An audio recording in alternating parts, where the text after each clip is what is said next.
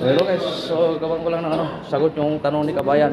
If makuha ba niya yung benefits niya pag matransfer siya sa ibang company. O Kabayan, makukuha mo yung end of service benefits mo basta finish contract ka sa company at nagpaalam ka ng maayos at umalis ka ng maayos.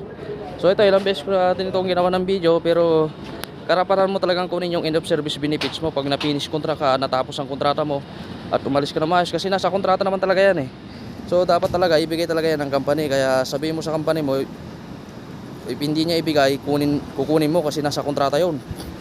Kung ayaw nilang ibigay, punta ka sa Polo, ilapit nyo sa Polo para tulungan kayo ng Polo para makuha yung end of service benefits nyo, kasi sayang yun eh. Sayang yung end of service benefits natin, kung lalo yan kung finish contract tayo, kasi para sa atin yun, kaya dapat lang na makuha natin yun, kasi unang-una pinaghirapan natin yun, yung end of service benefits na yun. At saka yung plane ticket, yan dapat makuha din yan kung sakali man lilipat ka sa ibang company.